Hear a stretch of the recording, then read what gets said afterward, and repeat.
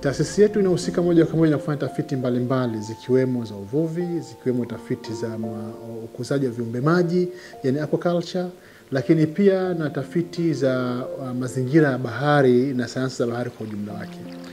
Kwa sababu mazingira ya bahari ni muhimu, kwa taasisi yetu pia inaelekeza nguvu zake kwenye kufanya tafiti tofauti ambazo zinakwenda kuiangalia bahari yetu, usalama wake na afya yake ilivyo, kwa sababu afya ya bahari ndio ambayo itatusaidia sisi kama Zanzibar kuweza kudumu katika ule uchumi ambao Mheshimiwa Rais ameulenga, uchumi wa blue. Kama ambavyo amekuwa akisema kwa mara, ndivyo maana yake hasa ilivyo. Uchumi wa blue ni kutumia resources au rasilimali ambazo tunazo katika bahari yetu, lakini kuzitumia katika hali nzuri, hali endelevu, bila ya kuharibu na kuchafua mazingira yetu ya bahari.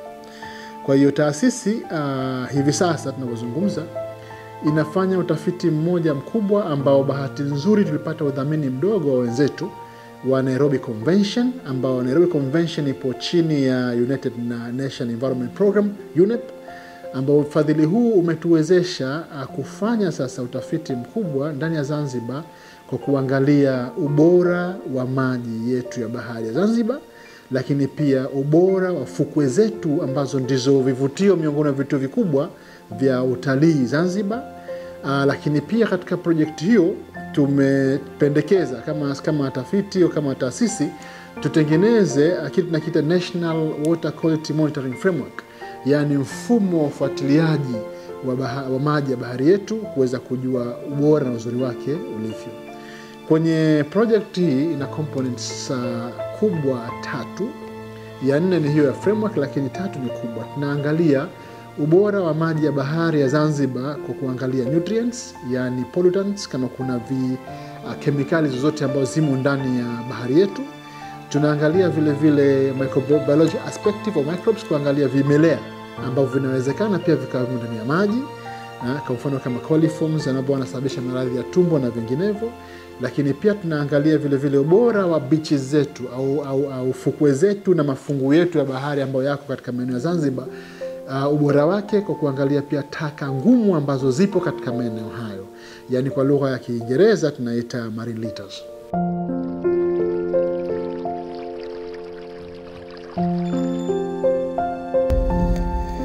Kwa hiyo tumefanya utafiti huu na tunaendelea nao, tunaofanya katika phases 3, kuangalia katika vipindi vitatu tofauti vya miongo, ikiwemo kipindi cha masika, kipindi cha vuli na kipindi cha jua kali, ili kuona ile gradient na vile variations ambazo zinakuwa zipo, utofauti wa hizi pollutants pamoja na vimelea na hizo taka ngumu ukoje.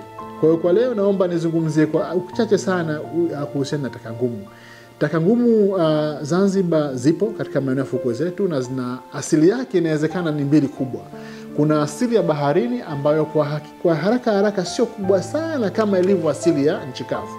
Yani tunaita zile ni land based pollution sources, vyanzo vya uchafu kutoka huko katika nchi kavu. Ni sisi wananchi wa kawaida katika majumba yetu ndio tunatupa matambara, tunatupa machupa plastic, tunatupa yote haya. Bahati mbaya sana within island ka visiwa vyetu, mwisho wa siku yanaishia katika maeneo ya fukwe kuingia baharini. Zikiingia baharini taka ngumu, kuna viumbe viko baharini tunavitegemea sisi kama samaki, zile zinawaathiri. Lakini wakati mwingine hizo taka ngumu zinavunjika to the very microscopic level, yani zinakwenda mpaka katika mfumo ambao unakuwa huwezi kuziona, tunaziita microplastic kwa mfano. Asa hii samaki anaweza akaila, wewe huna habari, ina accumulate kwa mwili wa samaki. Ukija ukimla samaki wewe, ile microplastic inakuja mwilini mwako. Ikiaccumulate muda mrefu ni maradhi tayari. Taka hizi ngumu zikifika katika fukwe zetu ambazo tunajidai sana, tunavutia watalii kwa hali ya juu, ambapo fukwe zetu ni safi, nzuri, nyeupe, zikiingia taka hizi fukwe zinabadilika kutoka kuwa nyeupe nzuri za kuvutia na inakuwa ni mataka yamezagaa hapo ndani.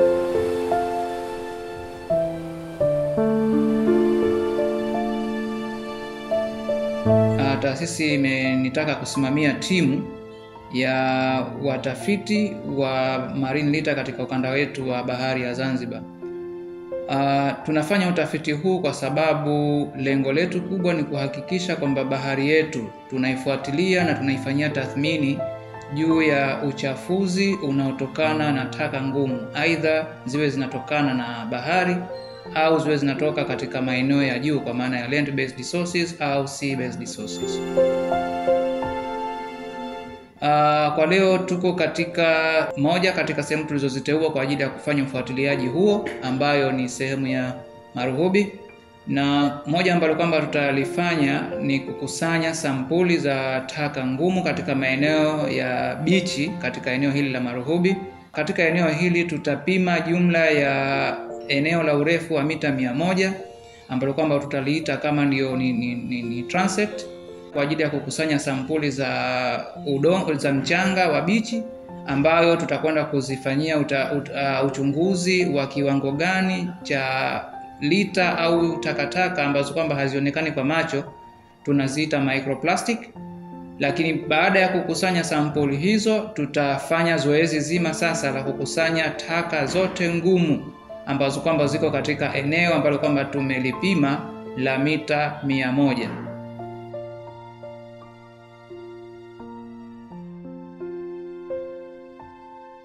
Lengo la utafiti huo ni kufanya ufuatiliaji wa uchafuzi wa maeneo yetu ya baharini. Na yako maeneo ya baharini kwa sababu bahari kuna wavuvi wanaitumia, kuna meli zinapita baharini, kuna boti zinapita baharini. Kwa hiyo kuna matumizi mbalimbali. Wakati mwingine inaweza ikatokezea ikawa kuna tupa taka ambazo kwa namna moja ama nyingine zinaingia katika maeneo yetu ya bahari.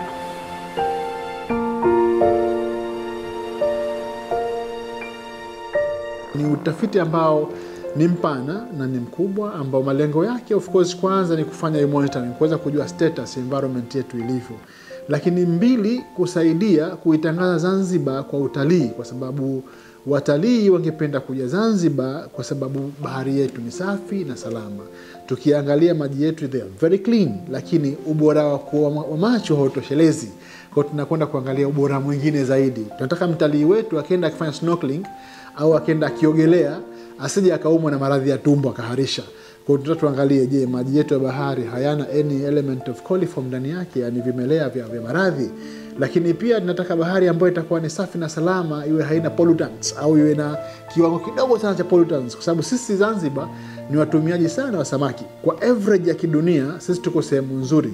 Zanzibar inasemwa tuna ulaji wa samaki wa kilo zisizopungua 22 kwa kila mtu kwa kila mwaka. Yani tumezidi hata average ya Afrika ambao ni kilo 10 tu yani. Yani over 90% ya protein yetu tunaipata kupitia samaki. Kwa tunatumia sana samaki. Kwa samaki wetu huyu ambaye anaishi kule baharini, bahari yetu ya salama, ili samaki huyu sasa asije akatuletea sisi maradhi, kwa sababu kawaida viumbe hivi baharini vinafanya ile accumulation, accumulants, wanakusanya zile takataka na sumu katika miili yao. Ile sumu ikiwa ipo baharini ikimkusanyika na mwili wake, tukija tukila sisi huku maana ni rahisi kuweza kuathirika na maradhi mbalimbali, ikiwemo hayo aidha yanayosababishwa na vimelea au kusababishwa na vichafuzi tofauti mbalimbali.